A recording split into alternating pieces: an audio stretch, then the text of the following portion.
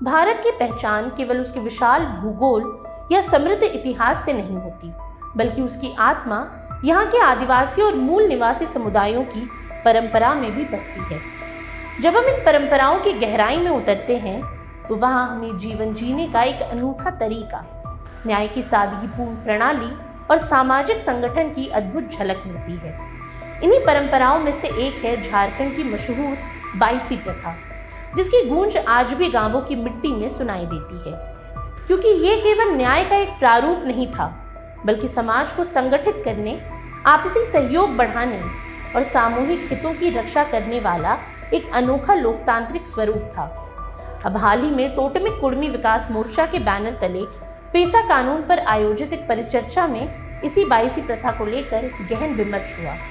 ये चर्चा महज कानूनी मुद्दों तक सीमित नहीं रही, बल्कि इसने ये सवाल उठाया कि यदि पेसा कानून को सच्चे अर्थों में जमीन पर उतारना है तो इसमें झारखंडी समाज की परंपरागत व्यवस्थाओं को भी शामिल करना होगा।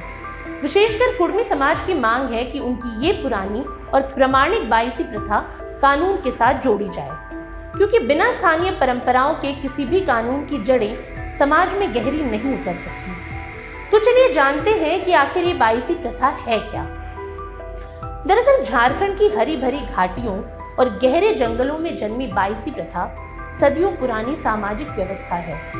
उस समय जब शासन प्रशासन की पहुंच इन आदिवासी इलाकों तक नहीं थी और समाज को चलाने के लिए न तो कोई लिखित कानून था और न ही कोई बाहरी शक्ति, तब आदिवासी समुदायों ने अपनी जीवन शैली और परंपराओं के आधार पर स्वयं एक न्याय प्रणाली विकसित की। ये पूरी तरह मौखिक परंपरा पर आधारित थी, जिसे सभी लोग मानते और उसका पालन करते थे। इसी अनोखी व्यवस्था को बाईसी प्रथा कहा गया। बाईसी का अर्थ ही है 22 गांवों का समूह, लेकिन ये केवल गांवों की गिनती भर नहीं थी, बल्कि इसका वास्तविक महत्व समाज की एकजुटता, साझेदारी और सामूहिक निर्णय क्षमता में था। इन 22 गांवों का संघ मिलकर एक मजबूत संगठन की तरह कार्य करता था। इसे सुचारू रूप से चलाने के लिए समुदाय ने पदाधिकारी चुने। मांझी गांव का मुखिया होता था, जो फैसलों का नेतृत्व करता था। परगनैत कई गांवों का प्रमुख होता था और बड़े विवादों का निपटारा करता था। वहीं गुड़ैत या जागमन जैसे सहयोगी न्याय और प्रशासनिक कार्यों को संभालते थे। ये सभी पदाधिकारी समय समय पर सभा बुलाते और समाज से जुड़े हर छोटे बड़े विवाद, समस्या और मुद्दों पर चर्चा करते। उनकी बैठकों में निष्पक्ष और सामूहिक समाधान निकाला जाता था। यही कारण है कि बाईसी प्रथा केवल न्याय का माध्यम भर नहीं था, बल्कि पूरे समाज को संगठित करने वाली एक मजबूत आत्मा बन चुकी थी। वहीं बाईसी प्रथा का महत्व केवल न्याय तक सीमित नहीं था, बल्कि समाज के हर पहलू में गहराई से जुड़ी हुई थी। न्याय व्यवस्था के संदर्भ में ये प्रणाली बेहद सशक्त थी। चोरी, झगड़े, पारिवारिक विवाद, भूमि और जायदाद से जुड़े मामले हों या फिर किसी भी प्रकार का सामाजिक कलह, सबका निपटारा इसी बाईसी पंचायत में किया जाता था। इस न्याय का सबसे बड़ा गुण इसकी पारदर्शिता और त्वरित निर्णय था। यहाँ न तो रिश्वत की गुंजाइश होती थी और न ही किसी प्रकार का राजनीतिक हस्तक्षेप। सामाजिक अनुशासन बनाए रखने में भी ये प्रथा महत्वपूर्ण थी। यदि कोई व्यक्ति समाज के नियमों को तोड़ता या परंपराओं की अवहेलना करता तो उस पर जुर्माना लगाया जाता। कई बार पशु बलि दी जाती या शराब पानी का दंड चुकाना पड़ता।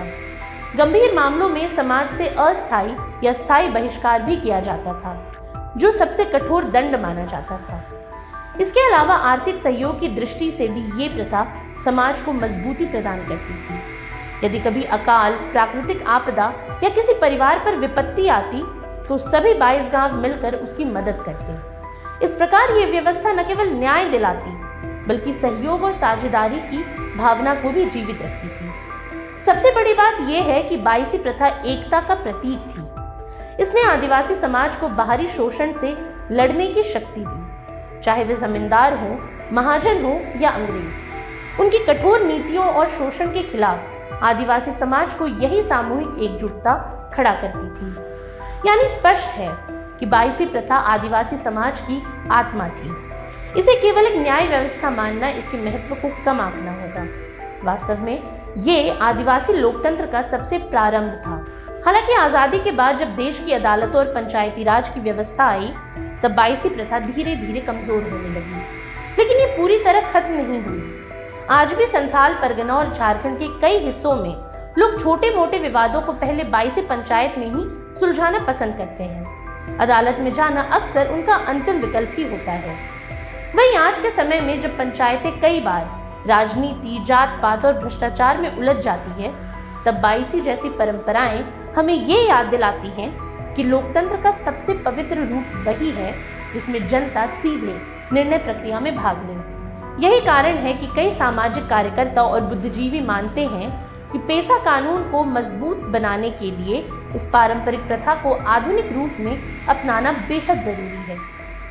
बाईसी प्रथा केवल न्याय प्रणाली नहीं थी, बल्कि आदिवासी समाज की जीवन धारा, अस्मिता और आत्मनिर्भरता का प्रतीक थी। बिना किसी लिखित संविधान के केवल आपसी विश्वास और परंपरा पर टिकी ये व्यवस्था सदियों तक समाज को संभालती रही। वहीं आज जब पेशा कानून को लागू करने की तैयारी हो रही है, तो कुर्मी समाज की ये मांग बिल्कुल तार्किक है कि उनकी इस परंपरा को उसमें शामिल किया जाए, क्योंकि किसी भी कानून की सफलता इस बात पर निर्भर करती है कि वो स्थानीय समाज और संस्कृति से कितना जुड़ा है।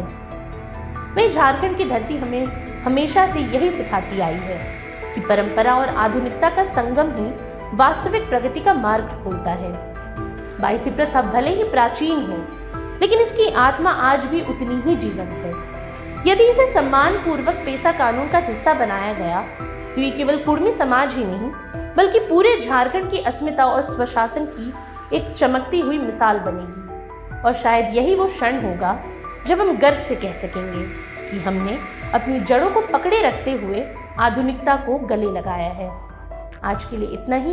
ये सामग्री आपके लिए जुटाई थी उर्वशी शेखर ने और वीडियो संयोजन किया था राहुल कुमार ने। ये वीडियो आपको कैसा लगा हमें कमेंट सेक्शन में ज़रूर बताएं और ऐसी तमाम रोचक जानकारियों के लिए बने रहिए स्वराज पोस्ट बिहार झारखंड के साथ। और अब तक अगर आपने हमारे YouTube चैनल को सब्सक्राइब नहीं किया तो अभी जाकर करें और Facebook पर हमारे पेज को लाइक और फॉलो करना ना भूलें।